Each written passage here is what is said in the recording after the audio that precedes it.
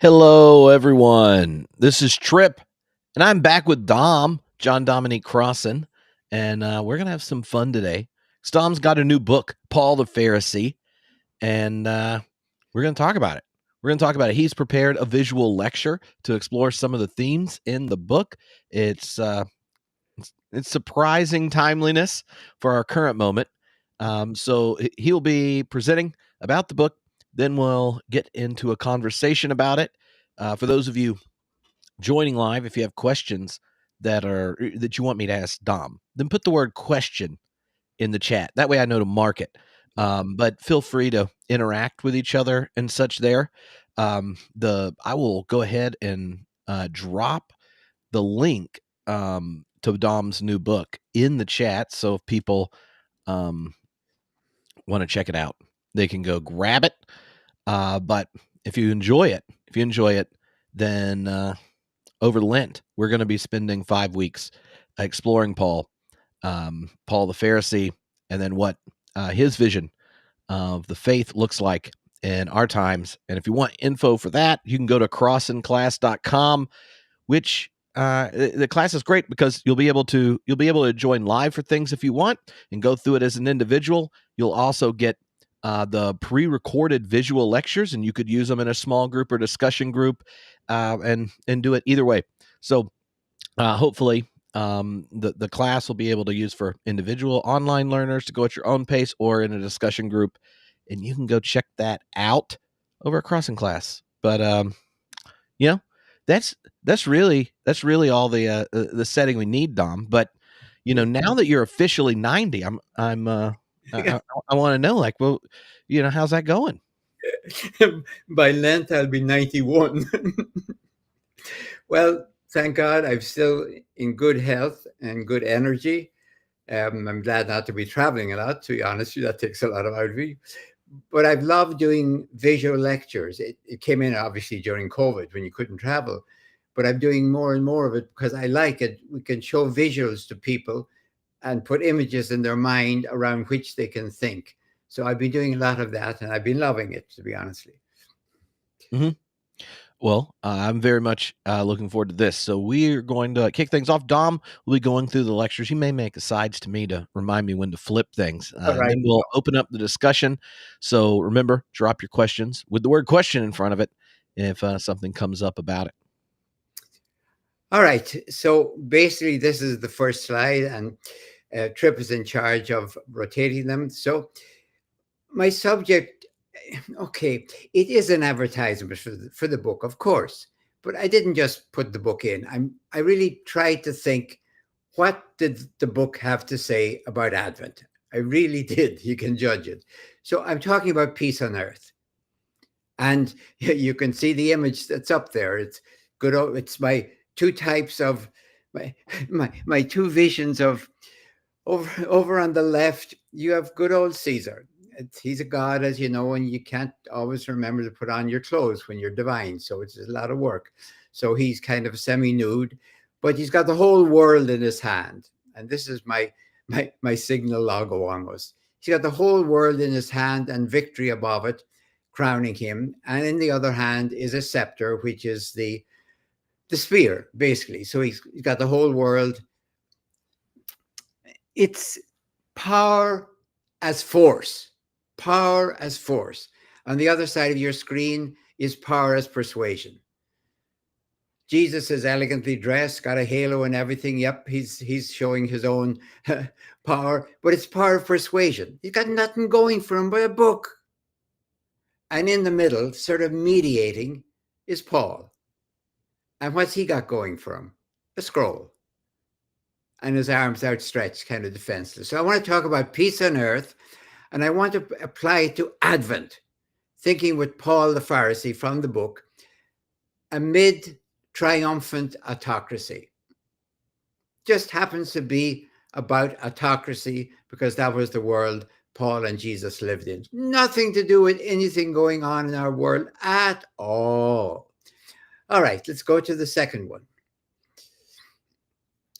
We're talking about peace on earth with Paul the Pharisee. Now look at those two images. On the left, you have that magnificent image of Caesar as a divine general. He's draped in the warrior clothes of a general, but he's barefooted. And the irony is that image on his cuirass, on his chest, is of the Parthians returning Crassus's legionary standards to him. It's a triumph of diplomacy, actually, on the chest of this warrior divine general. Okay, but he's also, this same Caesar Augustus is also Pontifex Maximus. That is the supreme bridge builder, pons facere, between heaven and earth. Happens to be, for those of you with a sense of humor, the title of the Pope, but that's another story. But he's the high priest of Greco-Roman paganism, of Roman imperial theology. So he's both. Politics and religion, in those two images, are merged. So again, we're talking about a time and a place where politics and religion are identified in autocracy. And just I thought I'd put in Horace's crack about why mock? Change but the name and the tales told of you. Change but the name and the tales told of you. Okay, thank you, Horace, and we move to the new slide. All right. I'm taking you to Priene, the mid-Aegean coast of Turkey. You can look at those columns that some local construction person stuck up just so there's something there. But down below, on what used to be the architrave of the temple, it's now fallen down. First time we saw it, there was only the right two chunks of stone were there. Next time there was another one to the left. And finally, the last time we were there was four of them. Here's what it says in Greek. And Sarah has gone over the Greek in red. So if you can see it clearly enough and your eyes are good enough, you can make out that it says the demos, the people, have dedicated this to Athenae Poliadi, Athena of the city, and to the Autocratori, Kaiseri, Theou, Weoi, Theui, Sebastai. Okay, in English, the people dedicate this temple to Athena, patron of the city, and then this was added in, of course, to the autocrat. That's his title, Autocrator. That's his Greek title. We translated into I was going to say English, into Latin as imperator, and then into English as emperor, and we kind of got it. Autocrat means you are the power. The crat comes from you. You are the auto. You're not above the law. You are the law. An autocrat is not above the law. An autocrat is the law. And he is the son of God, of course, and the god Sebastos. That is the Greek, as you know, for Augustus. I don't know how to translate it. It really means the worshipful one. Sebo or sebomai is the same verb you get in the New Testament about those God worshippers. It's a very serious title. It ain't just, well, you know, he's a nice guy, so let's kind of call him Sebastos or Augustus. So this is my justification, as it were, for using the Greek word autocrat of Caesar Augustus, calls himself. And we saw that stone there maybe a half dozen times in the last 20 years. Okay, let's move to the next one then. All right, my big question. Who's afraid of the big bad Paul? And the answer is very, very important. Most of the New Testament. And I'm deadly serious about this. And most of Christian tradition. And this tells us that there's something about Paul which is profoundly radical. He is not a liberal. He is a radical, not a violent radical. And don't let anyone use the radicality and collate it with violence. He's a non-violent radical. That's the book. Of course, that's just a published advertisement for the book, Paul Beach Press. Let's move to the next one then. We're ready to start, I think. All right. I'm going to have 4 parts. The first part, they'll all have this this picture of Paul from Monreale Cathedral. Once again, Sarah at work. Paul in Rome is my first subject. And I'm to expand this as it should be. I'm taking this from Walter Benjamin, who, as you know, died on the border trying to escape from France into Spain, hopefully then Portugal and maybe America or Britain at the start of the Second World War. He says, and it's something I think we should think about every morning, not just in Advent. There is no document of civilization which is not at the same time a document of barbarism. Civilization and barbarism. So we're trying to imagine not pre-civilization, but we're trying to imagine what would post-civilization be like. In fact, the original subtitle of my book was A Vision of Post-Civilization, but then my editor said, yeah, nobody knows what you're talking about. So let's say a vision beyond the violence of civilization. So be very careful. We're talking about Rome, but Rome is no more and no less than the embodiment, incarnation of civilization, the normalcy of civilization in first century world in a toga. It's civilization in a toga. All right, moving to the next one then. We're starting into Paul in Rome. I'm going to begin with this altar of Augustan peace. If you've ever been there, you'll have seen it. It's the Arapachus Augustae, dedicated to the 30th of January in 9 BCE. And this is from Augustus own Res Gesta Divi Augusti. He says the Senate voted in honor of my return from Spain and Gaul, who had been organizing those two provinces. The consecration of an altar to the Pax Augusta. I want you to hear that. It's not just the Pax Romana, it is, of course, but it's precisely and specifically the Pax Augusta. It's not the Arapachus of Rome, it's the Arapachus of Augustae. And it's an annual sacrifice. There's holes down there for the blood. If you've seen it, you can see the tiny holes at the bottom of the altar. I can see the left one, all right, little black spot. So it's a working altar as the altar of Augustan peace. So we're going to take a look at it for the moment. What's Augustan peace like? I will, of course, be then contrasting that with the Pax Christi. All right, moving to the next one, Trip. We were there twice with very great look when they were showing it in its original colors. It's obviously now in white marble, and we're very impressed by white glistening marble. But people in the first century wouldn't have been impressed at all. They would be impressed by color. That's what they were not seeing in so much of in their daily life. So it has been restored, and at certain times, I'm going to say, whatever day you're there, it'll not be the day it'll be on. Because we've been lucky sometimes twice. Lasers at night are played on it, and you can see the original colors, and it's done quite faithfully to the colors they know. So imagine this altar as a magnificent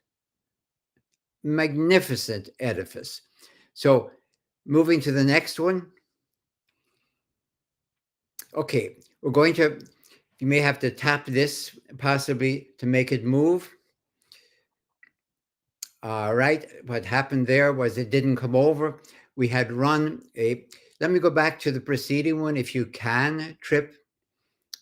Okay, on the well, let's say when you're facing it, on your right-hand side, I won't get into north, south, east, west. On your right-hand side, along the long right-hand side, is a procession coming forward towards the altar. The opening there is where the altar is. And if you run your eye along it, the first person who's in heavy purple, top to bottom, veiled head, that's good old Augustus himself, who, as it were, is offering a sacrifice on his own altar. Now, what we had, and it didn't come across as it was transmitted, the next slide, which will be nice and blank, would have been that whole thing coming through. So leave that out. On the other side, the left as you face it, is the Senate. So the Senate is coming forward on one side. I was going to say the royal family, the imperial family is coming forward on the other side, which, by the way, tells you that there's a difference. The Senate's on one side, and Augustus's family is basically on the other side. So moving to the next slide. And by the way, you can see the bottom of the whole thing is all about verdure, nature, but it's a very controlled nature. Everything is very beautifully organized. It's gorgeous. It's very beautiful, but it's very, very controlled. So all the way around the bottom, the whole half is peaceful nature, but very much under Roman control. So I'm looking here at the four sides of the altar. Now we saw a little bit about the two long sides. Count them off as 1, 2, 3, 4. So if you're standing in front, to your right, to your left, and then round the back. The main image on the first one is religion. I'll show you a close-up of it in a minute. The second major image on the left front is war. Starting to get, we're unpacking Roman imperial theology. The third image to the back is victory. And the fourth image to the back, the great finale, is peace. So we're beginning to see on this Roman altar how you get peace, as it were. All right, so let's take a look at each of the four. The next one, please, Trip. All right, this is religion. What you're looking at is the attendants bring the sow for a peace sacrifice. And this is not Aeneas. A lot of times it's said it's Aeneas. It's not. It's Numa Pompilius, who is the second, but the peaceful king of Rome. So the very first thing you're looking at to your right is religion. These are sort of the four constituent elements of Roman imperial theology. First, religion, get good relations with the god. Then when you have good relations with the god, you're ready for the second image. War. With the gods on your side, and of course, they're always on the Roman side, you go to war. And there you can see Mars to the left, and the famous story of his children, Romulus and Remus, suckled by the she-wolf, and they're found by the shepherd Faustulus. That's the legend of origins, if you will. But the important point I'm making is war. And then going to the next slide, Trip. Victory. So we're around now to the back.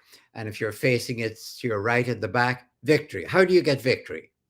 Well, you see the goddess Roma. She's sitting nonchalantly on the weapons of her enemies. They're all packed underneath. They're just her seat. She's sitting on them. And to the left of your screen is the Senate. And to the right of your screen is the people, the Senatus Populusque Romanus, which, by the way, you can only see to Rome on the sewer covers. But anyway, the Senate and the people are watching victory. And then you're ready for the grand finale, the magnificent finale, peace. It's a gorgeous picture. You have a matron who has her children on her lap. Peace, she's not in danger of being raped. Her children are not in danger of being enslaved. Down below her is the verdant countryside. The animals are fat, well-fed, safe. War destroys the countryside. And then to the left, to our screen left, is the sky, which is at peace, as it were. And I guess no javelins are hurtling. And to the right, the sea is at peace as well. So it's peace, as they would say, terra marique, porta victorious pax. Peace by victories on land and sea. So moving then to the next slide. Hold on to all of that. But what I'm asking you to think of is when you're thinking of, say, Augustus and Christ. Those are simply, I shouldn't say simply, those are the incarnations, the embodiments, the exemplifications, the symbols of two ways of obtaining peace. That's what's at stake here. So hold on to that for the moment. We've seen one of them, how the Romans got peace. They got it by victory. They're honest about it. They don't lie. You keep the gods on your side. You go to war with the gods on your side. You get victory with victory on your side. You get peace. So peace comes from victory. Now, part two. I want to look at Paul and Luke. Peace comes up in Matthew twice, the term peace now. Mark, irony in Greek. Mark 3 times, John 5 times, Luke Acts 17 times, Paul 27 times. I don't know what that proves. I just like to count it just to see. So I'm going to be looking at Paul and Luke. And if we move to the next slide, the question I'm really asking is this. If you're considering Paul, of course, you have to look at what Luke Acts says about Paul. I didn't say Acts. I want to say Luke Acts deliberately. You have to do that. And what I did myself to do it with some integrity, I put Paul aside when I was beginning to study for this. I spent a year on Luke. I wanted to see what Luke was up to by himself, not just dipping into him, taking what I wanted, leaving what I didn't, like a menu sort of, or a buffet or something. So I tried to figure, what's Luke up to? What is his intention? How does Paul fit into that? How is Paul just a character in the Lucan story, as it were, whether I like it or not? So that's what I did. Now, let's begin with a simple problem of logistics. If I went to an editor today and said, I have a marvelous idea for a book, but it'll be 1,000 pages, they would say, no way. If they were convinced it had to be done, they would say, okay, 2 volumes. Volume 1, 500 pages, volume 2, 500. No, you can't do a 1,000-page book. It'll have to be printed like a Bible. It's too expensive. It's logistics. So in the first century, if you went down and got a ready-made blank, a scroll, you probably, you could fit certainly Mark in there, John in there, Matthew in there. You couldn't get Luke Acts in there. Somebody's going to tell you, no, you need 2 scrolls for that. By the way, a scroll is a volumen in Latin, a volume. So, for example, good old Josephus, when he writes his autobiography, his life, he can get that in 1 scroll. He's going to need 7 to get his Jewish war and about 20 to get his Jewish antiquities. But to write his against Appian, contra Appian, he needs 2 volumes. Yeah, 2 volumes, 2 scrolls. It's as simple as that. And of course, he links them. So you see them both have the same sort of dedication. That's the guy who's paying, who's paying for this. To most excellent Epaphroditus, and each begins with that, volume 1, volume 2. Then as he finishes volume 2, no, that's a mistake. As he finishes volume 1, he prepares for volume 2. That's why I made that mistake, and I've read it every time as a mistake, because I'm thinking of volume 2. As he finishes volume 1, he says, this book, however, having already run to a suitable length, how does he know it's suitable? He's running out of scroll. I propose at this point to begin a second, in which I shall endeavor to supply the remaining portion of my subject. Nice and clear. And then the finish of volume 2, he goes back to Epaphroditus, and he says, I beg to declare to dedicate this and the preceding book to you. So no problem. Everyone knows that. I'm telling you what you already know. Nobody has ever got into a library and put volume 1 in one part and volume 2 in the other. But that's what happened to poor old, let's call him Luke. He's the person we will use as the author of the Luke Acts. Moving to the next scroll then. Any serious study of Luke Acts, as far as I am concerned, that doesn't study Luke Acts is, okay, let me use a blunt term, is irrelevant. If you just look at volume 1 and that's it, or just look at volume 2 and that's it, you have pulled them apart. They were originally planned, written, published as a single volume in two scrolls, if you will. And you can see that just from, we've known this, by the way. None of this is news. It's just everyone says it and then ignores it. I'm thinking of Ray Brown's, magnificent volume of The Death of the Messiah. Supposing somebody took volume 1, page 1 to 500, volume 2, page, let's say, 501, and separated them. You can say, I can't understand this second volume. I don't know what's going on. This guy can't write.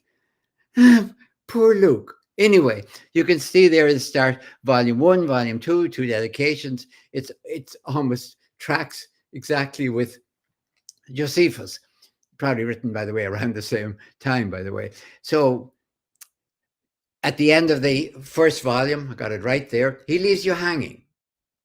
If you read it, if you were making a movie, I'm sending upon you whom my father promised. Stay here until you have clothed it with power from on high. Hey, what's the promise? What's the power? And of course, you get it in the second volume. It's called Pentecost for us. So basically, that's the first thing. Moving to the next slide.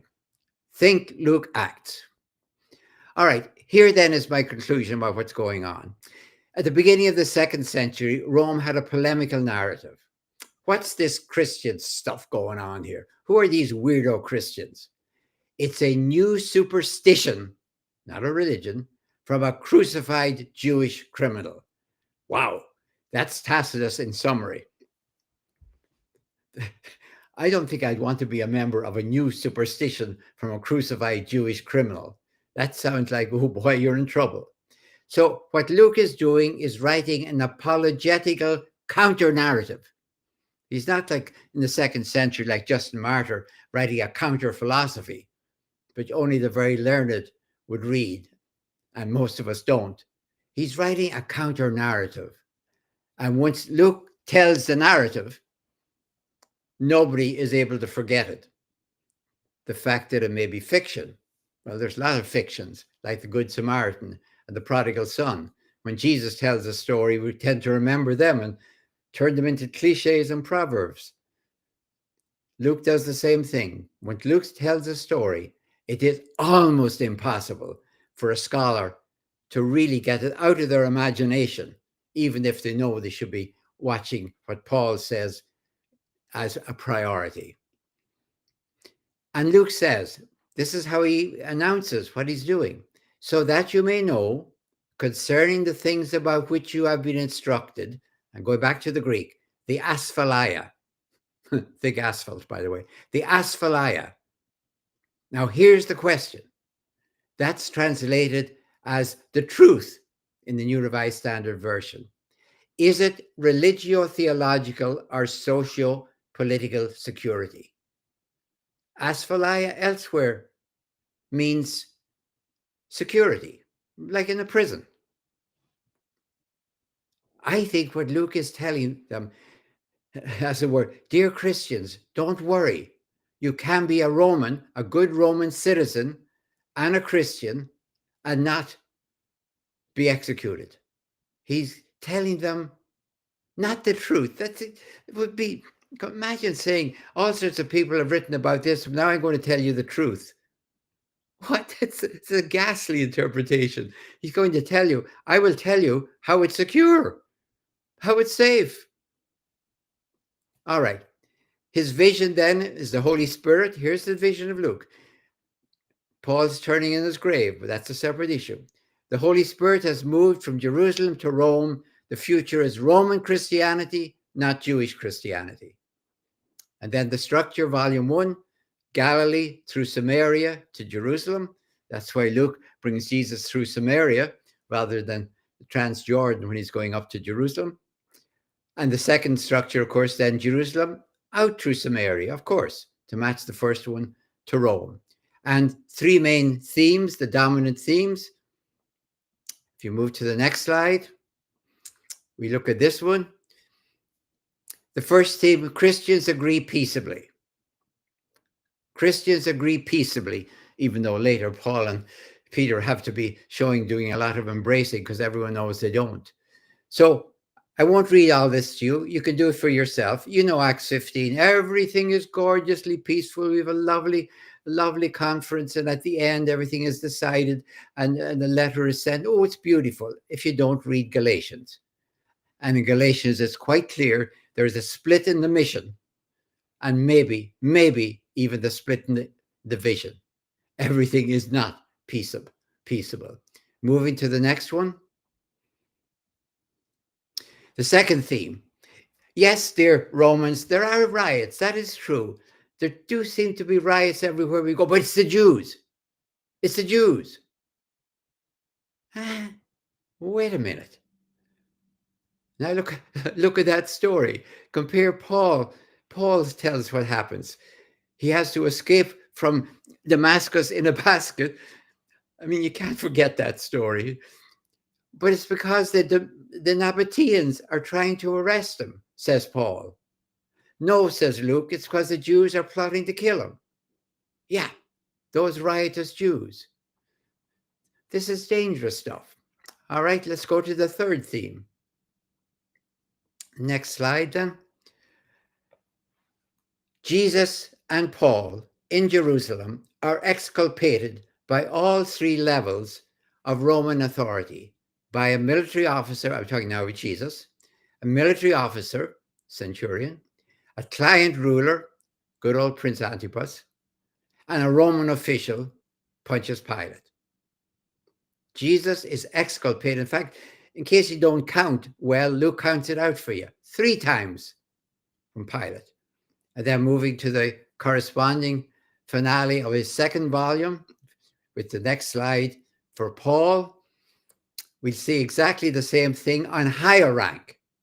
A military office, this time it's a tribune, a named tribune who writes a letter. Wow, that's even better than the unnamed centurion beneath the cross. A client ruler, now he's King Herod Agrippa II, and the Roman official is Festus, who's the procurator of the whole country. Wow, don't worry. Every time a Roman never met a Christian he didn't like. He exculpates them regularly. It's a perfect storm of innocence, actually. Moving to the next slide. Okay, here's what it comes down to. Luke Acts is the only one in the entire New Testament that got it right. The future is Roman Christianity. Like it or not, Luke got it right. He is not the last word about Paul. He's the first word about Constantine. Take a good look at that reproduction. It's from Romania, of the Council of Nicaea. Look at good old Constantine with his courtiers and his soldiers behind him. And if you look really, really carefully, you can see Jesus up there, teeny weeny Jesus, on the very top. And notice how the decrees of the Council of Nicaea flow from the bishops over the lap of Constantine to the scribe on the other side. It's the most honest depiction of Constantine I've ever seen. Okay, moving to the next part then. Part 3. I want to talk about Paul and Josephus. Now, hold on to those first two, Paul and Rome, Paul and Luke. These are the constituent elements of where we're going. Paul and Josephus, why would you put them together? Well, very simply, because they're two Pharisees. According to Josephus, we know Paul, of course, was.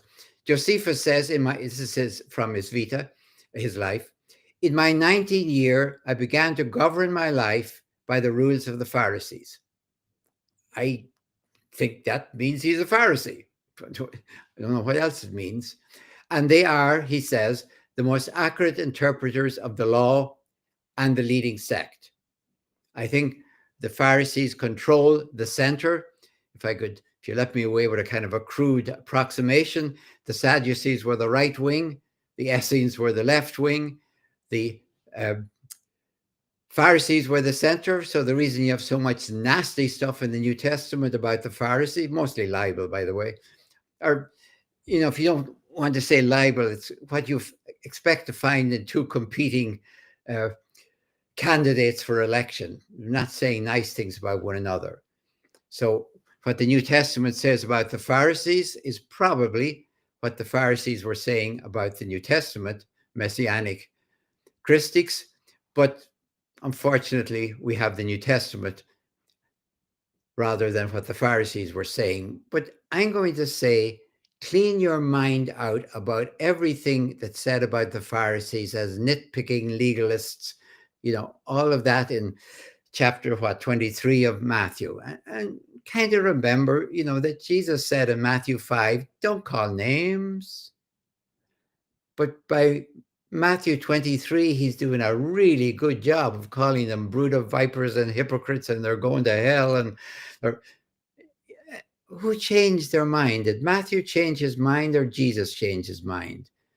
What you have is the polemics of the earliest, I'm not saying Christians yet, but I'm going to say messianic Christiques.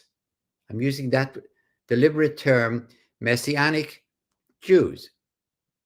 Paul is a messianic Christique Jew. Paul is Jew. Paul, I meant him, is.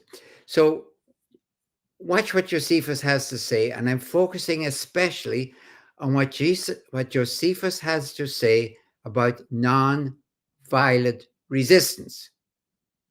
Non-violent resistance, obviously apart from Jesus. Moving to the next one. Just remember very fast what you can see. Josephus is bringing his Jewish war, at least, maybe his Jewish antiquities, but at least his Jewish war. He's bringing it to Vespasian. And Titus, Vespasian is the one who is handing the world. In his right hand, you see him handing the orb of the world over to Titus, who's on the extreme left of our screen. Just remember that Josephus is writing very carefully in his Jewish war, watching the Romans over his shoulder, a little less carefully in his Jewish antiquities, so we can play them against one another. Moving to the next slide. All right, the Pharisees and nonviolent resistance. Here's what horrifies Josephus. Here's what really scares him. What if the Romans decided that the reason for this huge war of 66 to 73 that took their best generals and a long time, what if they decided the reason the Jews did this is their religion? Let's get rid of this religion once and for all. That'll cure all this rebellion stuff in 4 BCE and 66, and if there's another one coming in 115 that I don't know if Josephus knows about or not. Anyway, so he's bending over backwards to say, we have just 3 philosophical schools. We don't have religio-political factions. We just do a lot of talking. We have the Essenes, we have the Pharisees, we have the Sadducees. No action, all talk, as it were. Don't worry, dear Romans. I want you to watch what comes up in the next slide, because watch how he changes. Jewish war, he's talking about the invention, in my language, the invention of non-violent resistance. I mean that. The invention of organized, programmatic, non-violent resistance. I don't know of it anywhere else before. I don't mean an individual. I mean something like sit-down strikes, as it were. He talks about it. He's reluctant to admit it is a fourth philosophy. It kind of, he just oozes out. In the Jewish war, a Galilean named Judas incited his countrymen, it's a sect. It's only a sect. Nothing in common with the Sadducees, the Pharisees, and the Essenes. Nothing in common with them. Yeah, until you get to Jewish antiquities 20 years later. Now you have Zadok the Pharisee is also in the rebellion. An intrusive fourth school of philosophy, hitherto unknown, fair enough, that agrees in all other respects with the opinions of the Pharisees. My challenge in reading Josephus is that not all the Pharisees, maybe, but out of Phariseeism comes this program known as the fourth philosophy. Try to segregate it and keep it apart from the others, but it's still there. Because for Josephus, he's against war, of course. But wars happen. That's the way it is. But non-violent resistance, that he can't understand, I think. He cannot even understand. So the next slide. All right, we have to move a little fast on this. The fourth philosophy either involves large-scale protests with open readiness for martyrdom over specific causes. We know about that, Pilate's standards, Pilate's aqueducts, and Caligula's statue. It's really all in Josephus. I am not inventing anything. I'm not even discovering. I don't think it should say discovery. It's all there. You just have to be ready to read it and watch how carefully Josephus is dancing around with it, but he is dancing with it. Second type of philosophy, the reenactment of either the Exodus or the return, going out into the desert, coming back across the Jordan, and reenacting the great salvific actions of the past, the Exodus or the return from Babylon, and maybe God might do it again. It's like a great giant sacrament. John the Baptist, Theudas, the Egyptian. We know of all three of them from Josephus and the New Testament. And in the next slide, especially, well worth just getting out your Josephus and reading about Caligula's statue. We know about it in Philo. We know about it in Josephus. Caligula wanted to put his statue in the temple of Zeus. Said, fair enough, if I'm a god, why is my statue in the temple? He told the Petronius, the Syrian legate, take 2 legions. He knew what was going to happen. Take 2 legions. They weren't an honor guard.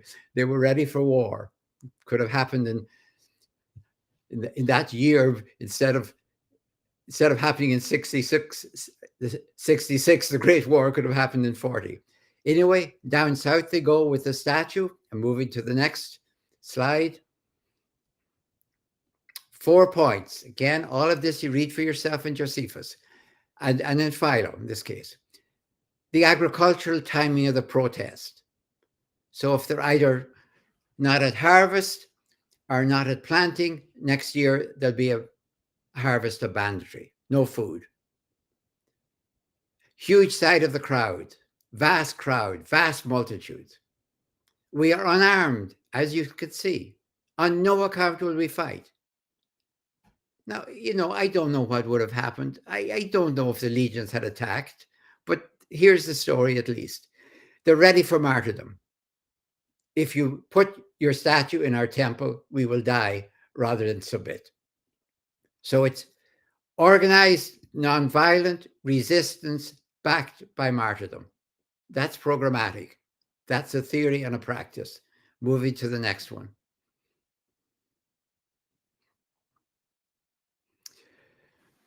This is a picture. There's a point behind this picture. The texts of Josephus were preserved only by Christian editors, not by any Jewish editors. And in the Middle Ages, 11th, 12th, 13th centuries, especially in France, there was French translations and a lot of Latin translations because Christians were using it apologetically. They said, we have our Old Testament and New Testament. Here we have a Jewish sort of equivalent to our Old Testament called Josephus's Antiquities. This was always the order to put them in. And then the Jewish War kind of corroborating our New Testament.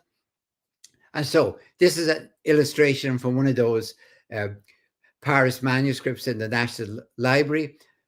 What happened? Just what happened in the story? Well, what happened was Caligula got himself assassinated. Without that, we have no idea what would have happened. Petronius was stalling like mad, risking his life. He knew what was going to happen. It would be war. And so he's stalling and he's told by Caligula, go commit suicide. But as in Josephus' story, the ship saying Caligula was dead arrived a little bit faster than the ship saying commit suicide. So Petronius lived for another day.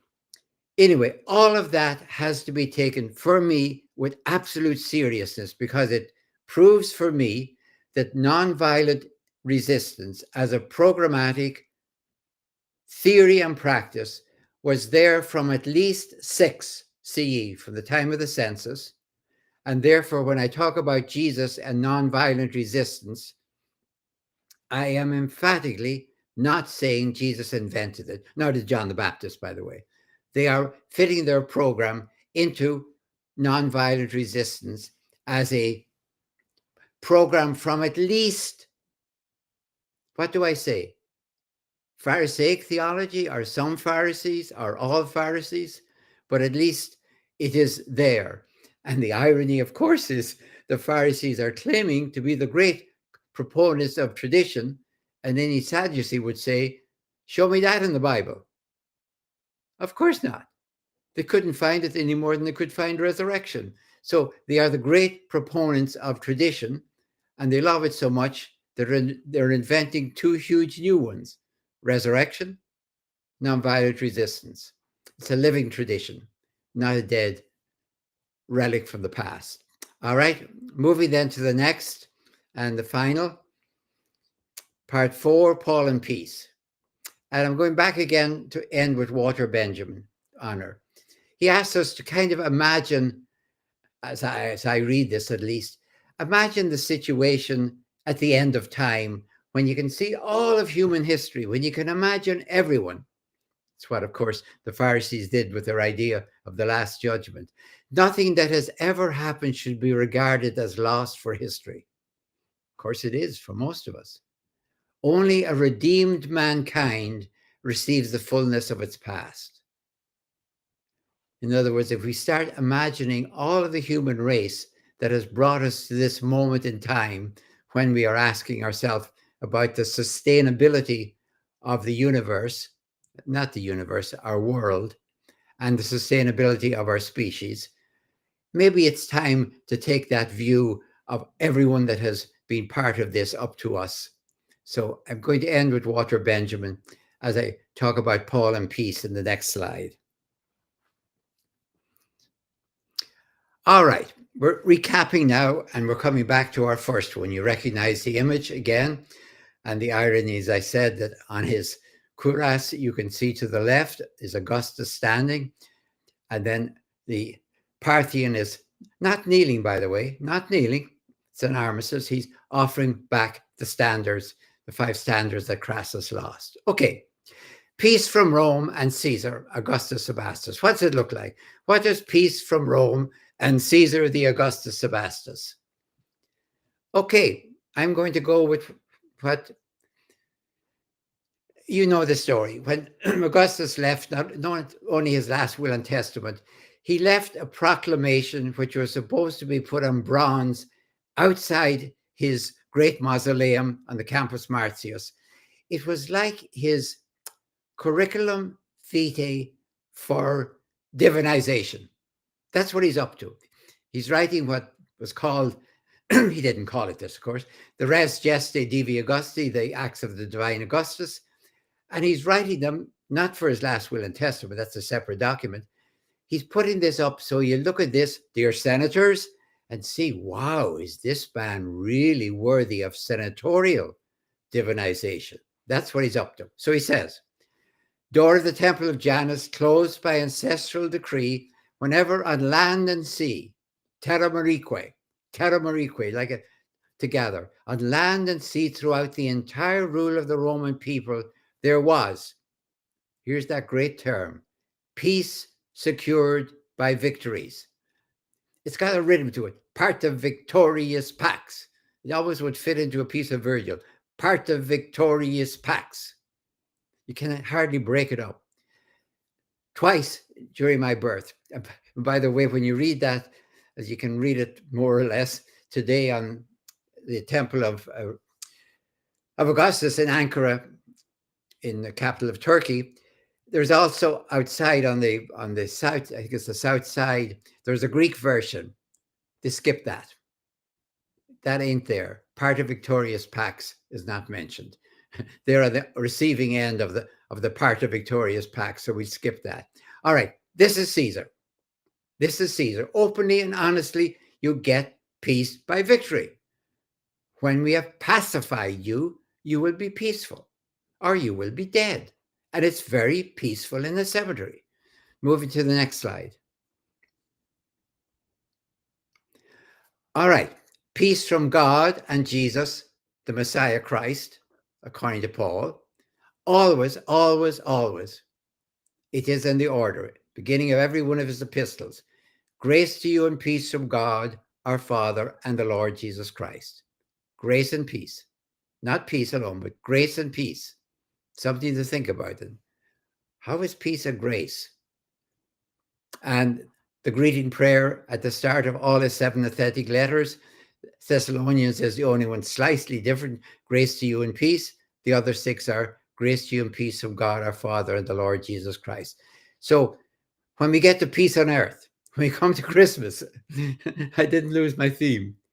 We have 2 proponents, 2 exemplifications, 2 candidates, 2 theories, 2 practices for peace on earth.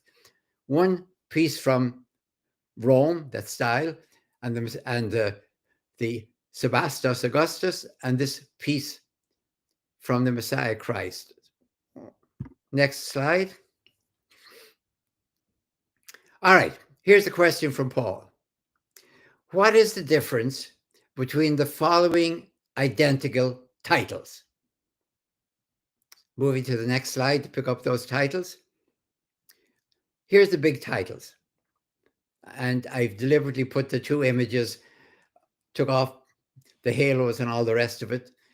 I'm showing you the image of Augustus as Supremus Pontifex, Pontifex Maximus, the Supreme Pontiff, the great bridge builder between heaven and earth, Pontifex Maximus, and then Jesus.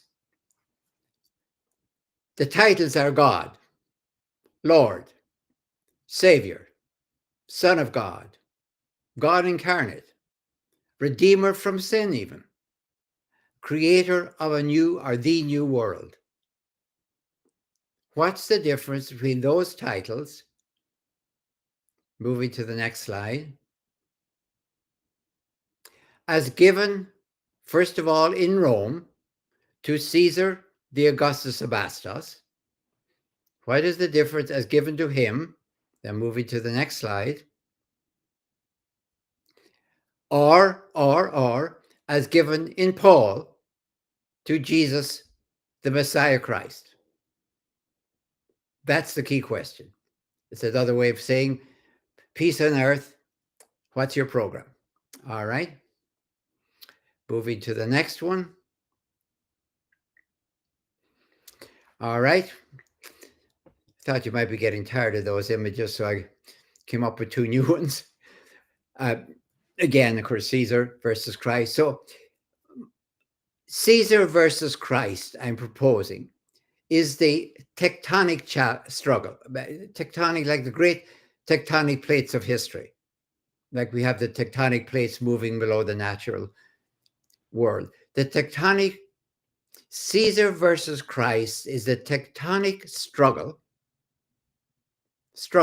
not using the word fight or war or anything else, tectonic struggle between 2 visions for peace on earth.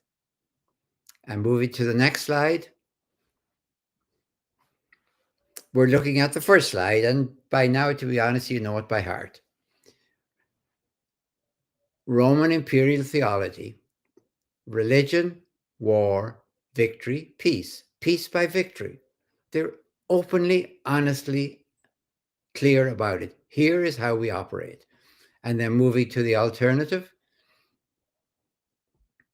Again, Paul, I was trying to get a picture with the fingers up.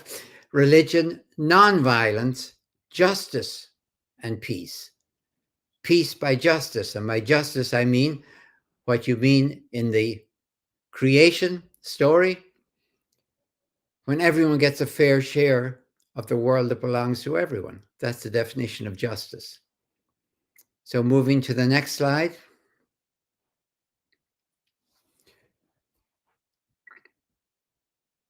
I'm looking at this one. You can see what Jesus is holding in his hand. The book is open so we can read it. It's saying, Irene humin, peace to you, ego, aimi, taphos, to cosmo, abbreviated. Peace to you, taken from John. I am the light of the world, also taken from John, put together. But of course, you know, Matthew does suggest you, us, are the light of the world. So let me leave that up for a moment, Trip, as I'm closing. I want to say this. We keep, every year we do have peace on earth, and it comes out with the decorations and goes back with the decorations, and it's unsullied by reality every year. And we do ask, how come it never works? And I'd like to suggest from an evolutionary perspective that I think I probably am all wrong, and quantum physicists are probably giggling if they know enough. But I can't imagine energy operating without matter, and I think peace is an energy. Where's the matter? What's the matter with peace? The matter with peace is either victory, which is the mantra of civilization, or it's justice, which is the mantra of creation.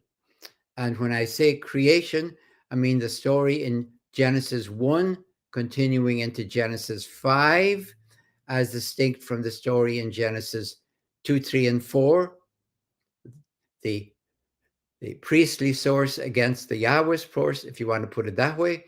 And the first sin, of course, is in chapter 4. But the vision of Genesis 1, to which you're supposed to read the entire Bible, it's the prelude, is that we are made in the image and likeness of God. The image and likeness consists of being in charge and responsibility for the world, to run it according to the Sabbath. The Sabbath, as you know, Sabbath day, Sabbath year, Sabbath Jubilee is about a fair distribution of the world.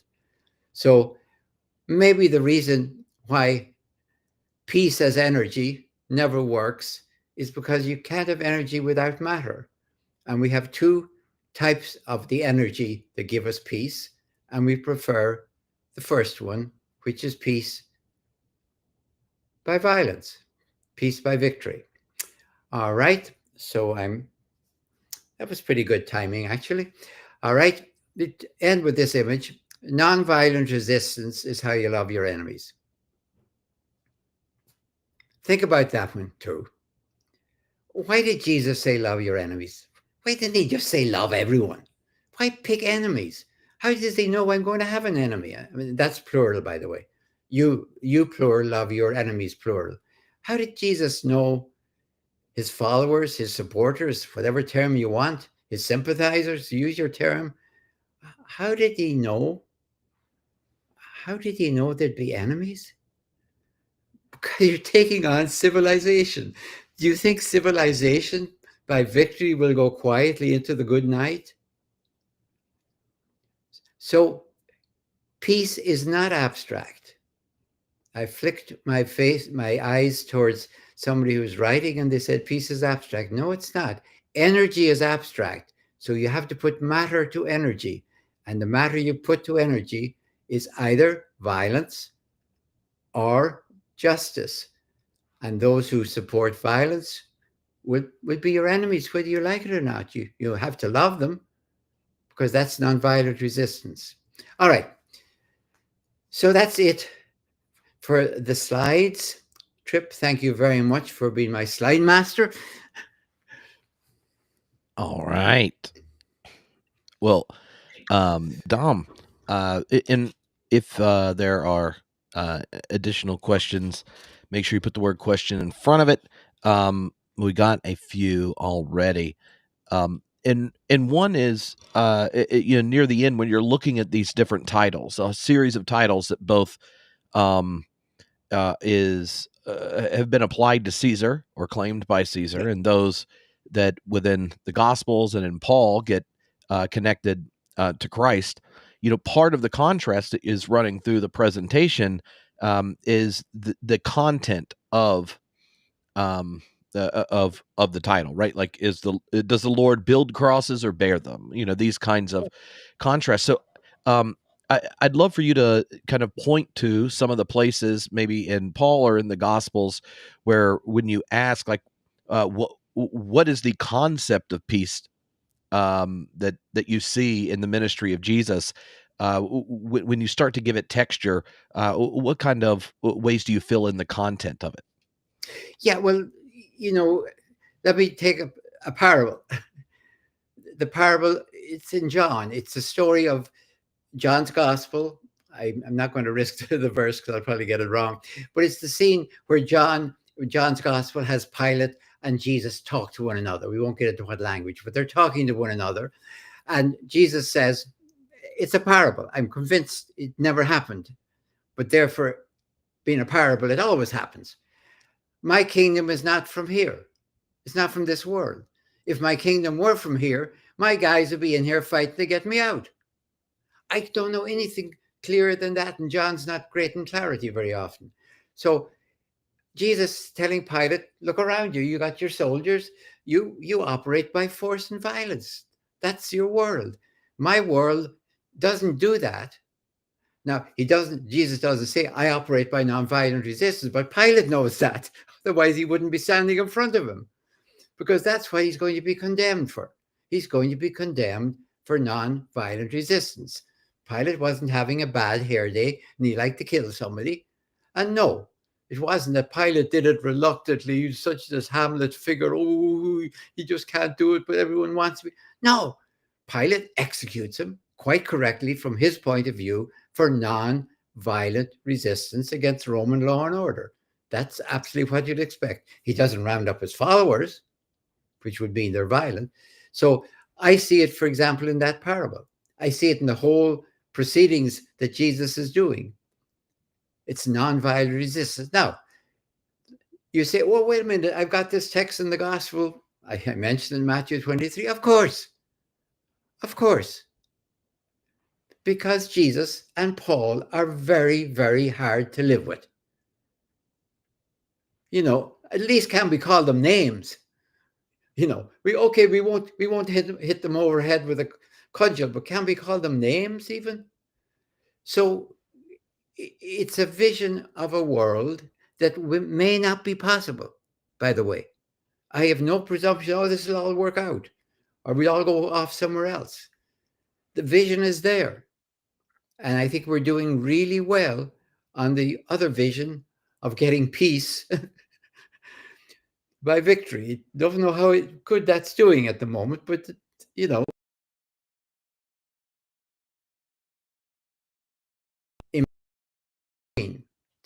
I would say, where do you not see it? But Yeah. remember, I spent my life on the historical Jesus. So the historical Jesus for me is not some character made up. He is the figure behind Matthew, Mark, Luke, and John. I got 4 accounts. I can count. That's 3 too many. I only got one guy and 4 stories. So I'm being forced to imagine a person that Matthew sees, Mark sees, Luke sees, and each do what they have to do with it. I don't know how to avoid that. Otherwise, people can go through and pick a nice one, as I just did from John, but then somebody can pick Matthew 23 and demolish me. It's great fun.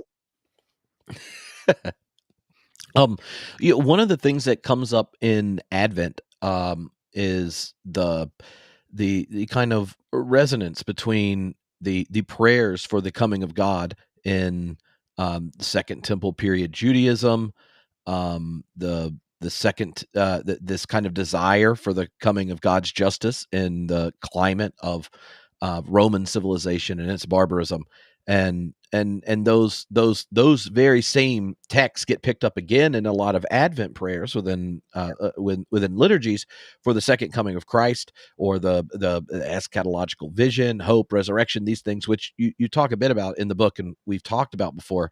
But I wonder how this contrast that you're drawing between Jesus' vision of peace and that of civilization, how does that play out when thinking about the question of, you know, the return or the second coming, or are these kind of pictures that you see in Revelation and such that you've worked on before?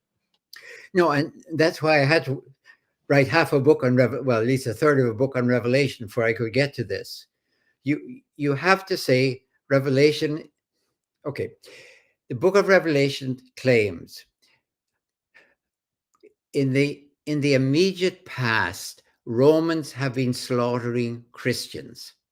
In the imminent future, therefore, and fairly, Christ is returning to slaughter Romans. That's a brief summary. You could say, well, it's all metaphorical. Of course, it's metaphors of horror. So I think we have to face that. That's a manifesto for slaughter. Now, you could say, and to be fair, there is no invitation I can see in the book of Revelation, as there is in the Left Behind, to join the slaughter. There is nowhere in there does it say, and by the way, you people down there, be ready with your arms to join it. No. But God, Christ, and the angels can do it quite well. They got better tanks, let's say.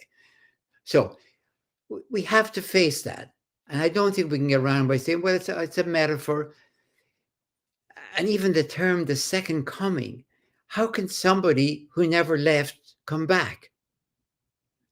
That's why nobody ever uses the second coming in the New Testament, not even John. He talks about the coming. And the coming would be, in terms of the first century, the coming would be, of course, the emperor is always there. He's always there, but he might be in your city right now. Ooh, that's a big deal. But he wasn't not there before. He was represented by all of these people. So our whole concept of a second coming is meaningless to the first century, because we kind of mean, well, he's not there. At least he's not there, but then he is there. No, Matthew got it right at the end of the gospel. I'll be with you all days. But to be fair, we do not like this nonviolent Jesus. He has to come back and get it right. So we'll create a book in which he will come back on a war horse and get it right. And all the metaphors in the world are real. The Battle Hymn of the Republic comes straight out of the book of Revelation, and it's a magnificent hymn, but it's a hymn of slaughter. Yeah. The one of the I think challenges of something like the of thinking about the kind of questions that come up in Advent, the eschatological vision and the of Paul, this contrast between Christ and Caesar, is that part of what you're bringing up are the way this gets texture in all these historical sources, and then that the historical context is a whole process of learning to read both the biblical texts that we have and in their own context, along with things like Josephus and these other Roman writings, and the tendency for much of popular Christianity is to relate to these biblical texts, say Luke, Acts narrative, and assume it's parsimonious with the Paul that we meet in his authentic letters, along with the ones that he didn't write. When you think of the kind of challenge that Paul raises to even pictures of the faith within Scripture, and trying to bring that to the fore, what do you think? What did you learn in doing that can help us think about Paul's challenge to large portions of the ideas we just assume about our faith in our modern civilizational context? In one sense, I do go back to my Who's Afraid of the Big Bad Paul. I really respect the honesty. You could say the dishonesty of the New Testament, but the honesty. They tell you it. I mean, if they cleaned it up properly, I couldn't do what I do with the New Testament. Gets one story of Jesus, and it's just the one of him coming back. End of it. What could you do? But they give us 4 different versions. And we can compare things. We can compare the Sermon on the Mount with the, what you call the return. Let me go off this for a second. My whole way of doing it, and everyone should, this is obvious, I don't begin with theology. I begin with history. Theology is an interpretation of history. So you have to get your history right, or you couldn't get your theology right. You might get your history wrong and maybe get your theology right by the grace of God or something, but get your history right, and you at least have a chance of getting your theology right, and then maybe getting your spirituality right. Otherwise, your theology, for me, is just superstition. The Romans got it right. And your spirituality is sentimentality. So I have tried to get the history right first, and then on that, you can build a theology as an interpretation of that history. So that's the procedure that I'm doing. And that means that I'm going to use that same thing on those 4 versions. I respect, honestly, their honesty. They said the gospel according to. It's an interpretation, and according to. It's not the gospel of Matthew. And the gospel is already an interpretation. Because if I were to say so and so was elected, that's good news, that's an interpretation. The gospel means Jesus is good news. No, Jesus is not good news. Caesar is good news. Pick your good news. And as you know, they use that term for Caesar, the Evangelia. They use the plural, by the way. The good news of his. So all of this language is being pulled in 2 directions. And it's not, well, they're just using ordinary language. Everyone talks about, imperators. No, they don't. This is proprietary language. When you say the Lord, you're talking about what's his face. My Lord, maybe that might be tolerable, or my God. Sure, Romans didn't mind you having your own little God and your own little Lord and your own little whatever. Just don't say that your Lord is the Lord, Paul. Because when you say the Lord is my Lord and my Lord is the Lord, you've just committed treason. It's the that is the serious thing. As long as it's just a God, well, one more, it's fine. One of the things I'm interested in that comes up just in thinking about Luke Acts, you raised the question that or pointed out that Luke Acts gets it right in the sense that the future of the church is ultimately in Rome. A few hundred years later, it dominates the empire and such. How does the whole narrative of Luke Acts change the way you read something like in the birth narratives itself, or like the Magnificat and the kind of critique of power that's there, or the announcement of the angels to the shepherds, which has this big imperial resonance? Can you kind of like set those in context, and then how does the kind of challenge to the more imperially friendly narrative of Luke and Acts together reread those sections? Yes, and in one sense they don't. I think Luke, those hymns up front, I think Luke has that from the Jerusalem church. I think there's materials there that Luke isn't creating, as it were. But Luke's whole style of doing something is to take a story that he's got and to put it into a framework which is going to mean something else. So he does respect his sources, really. And I think those are sources that he gets from the Jerusalem church, those hymns. And I know you can quote sections from the Magnificat, so there he is, he's against all this riches and all the rest of it. Yeah. And I don't know if he had looked down and said, okay, now, would it be all right to have would it be all right to have a Christian empire? Is the problem that like it was a pagan empire, Luke? So now we have a Christian empire, where the Christian emperor, Halo, like good old Constantine had, is protecting the church, is building the church, is persecuting its enemies, like good old Arian is down on the floor. Would that be all right, Paul? I don't know the answer to that. I really don't. I'm not being rhetorical. But he has set something in motion. And this story, I mean, who can get past the road to Damascus?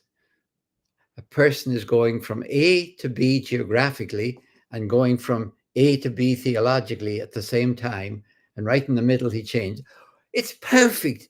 It's magnificent theatrics. But Paul is blinded. And you're blind, you can't see. So he couldn't see the Lord. Ouch. He's not an apostle. Luke has stripped him of his apostolicity.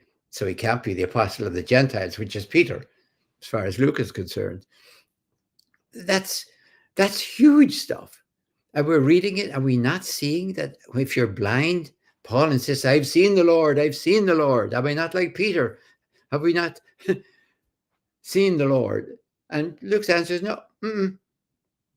Peter has. He had the great revelation in chapter 10, but you're blinded. You need somebody to take you in and baptize you. Paul baptized by Ananias. You got to say, are you kidding, Luke? Don't we see that? Paul would have thought I was baptized by God, as it were. If somebody said to him, who baptized you? He would say, by God, I'm sure, or by Christ, I don't know which. So we really have to reread Luke very carefully, very respectfully. I know what he's up to. I understand what he's doing. He's writing a counter-narrative that is magnificently successful for 2,000 years. It is the defense that somebody could say, okay, in the year 125, maybe it's all right to be a Christian and a Roman citizen, as the pastorals are saying too at the same time. Yeah. You used Walter Benjamin, at least on two of the slides, and in the book itself, you engage him and some of the other philosophers that have found Paul fascinating. And one of the things Benjamin gives is a critique to civilization, the kind of power, form of power, a kind of domination system, and that critique also comes with a legitimation structure that is often religiously supported, validated, and enabled. A legitimation, or the law, that will show up in Paul's writing, right? Like the law, and so I wonder if there's a if you see Paul's critique of the law, or the legitimating structure, a divinely sanctioned legitimating structure of civilization, that this critique, would you say that Scripture itself contains a debate about this? That some voices within the biblical canon and the historic communities are like, we need the right king, or we need the right Caesar, and this kind of thing. And then others are like, no, the problem is that we think the world's only ordered, structured, and, quote, civilized when we have one. Is that an ongoing debate within Scripture for you? It honestly is, because that's the whole mantra of the book, How to Read the Bible and Still Be a Christian. I use the analogy of a heartbeat, this consistently, as I see through the entire Bible. Therefore, I'm not surprised when I find it about Jesus, or I find it about Paul in the original letters in the post-Paul. I'm waiting for it. I see it in the very first beginning. You're supposed to do this on the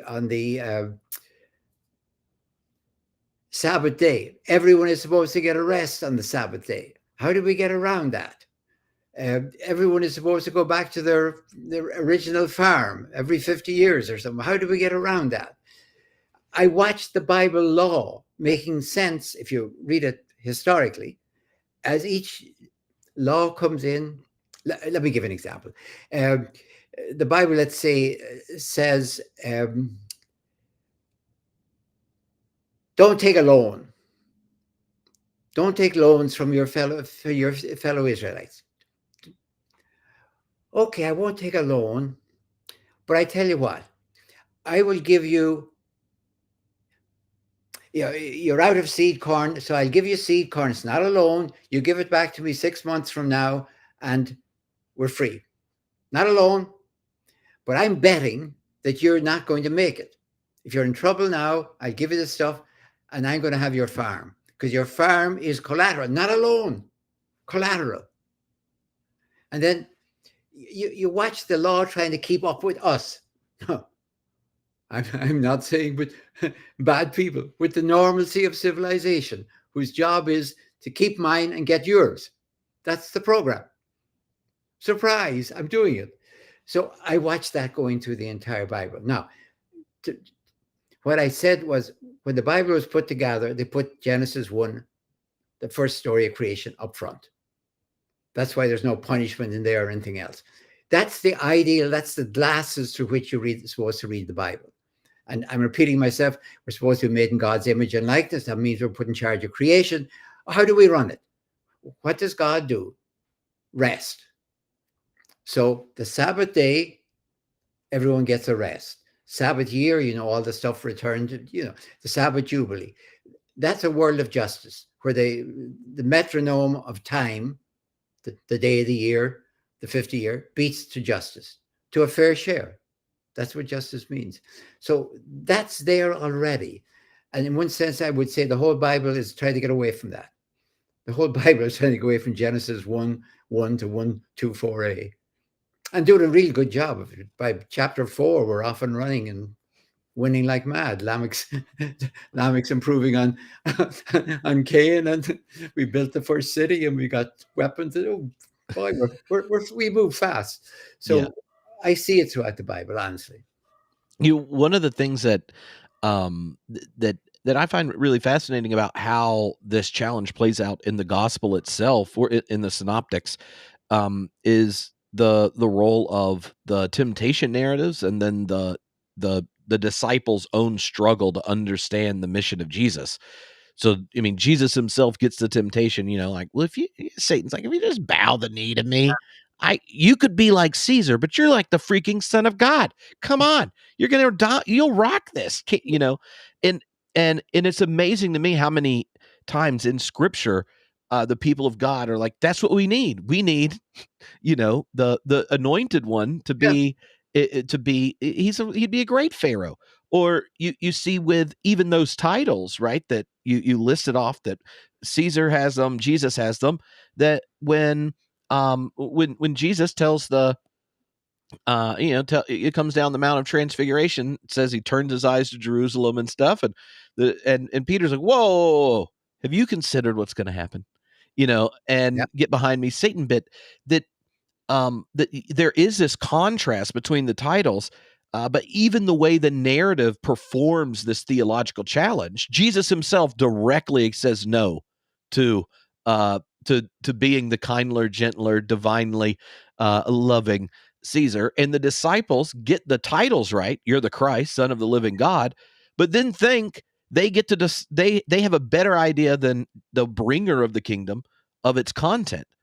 Um, and so I say that now because the church, I think, is so often in the present reading these narratives, say the one of Luke sitting there at Advent, where the angels pop up and says, "Behold, don't fear. God showed us it's going to be free, but there's salvation for all, peace."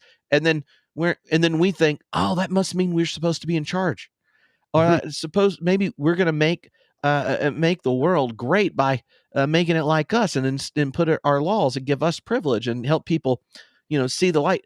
And and and those very kinds of responses that we think get legitimated by our text are undermined just in those gospel narratives by Jesus' own temptation, and then the kind of dense nature of the disciples and understanding what It Jesus would, meant to be the Christ. it would be much easier if all the good stuff was in the good book and all the bad stuff was out here in the world. Mm-hmm.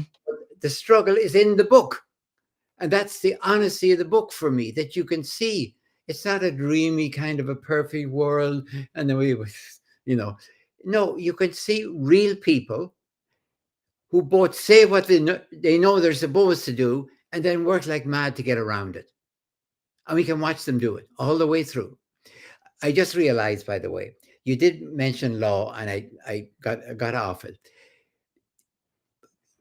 Rome boasted, of course, of its law. So when Paul finds law inadequate, of course, Roman law had legally crucified the Messiah. What? Roman law legally, not the lynch mob, crucified the Messiah. So Paul says, what price? Not Roman law. What price? Human law. And this sears Paul's soul. God knew from all eternity, he calls it the mystery of God. God knew from all eternity when the Messiah came, the greatest empire the world had ever known, I presume God knew about that, would crucify him. So what price civilization? What price law and order? What price peace by their criteria? The whole stuff cracks, as it were, breaks on the Messiah. How come? And I think this is as close as I can get to the very heart of Paul. It's not a question I would ever ask, honestly, but Paul asked himself, if God knew from all eternity, that's why he speaks about from all eternity, the mystery of God. God knew from all eternity that when God sent the Messiah, he would be crucified. Why on earth or why in heaven did God send the Messiah at that time? Now, I never asked that question. I never would even think of that question. I might ask why the Romans did this or why whatever, but I've never in my mind thought, I don't think like that. Paul does. So I'm going to respect it. Why did God send the Messiah?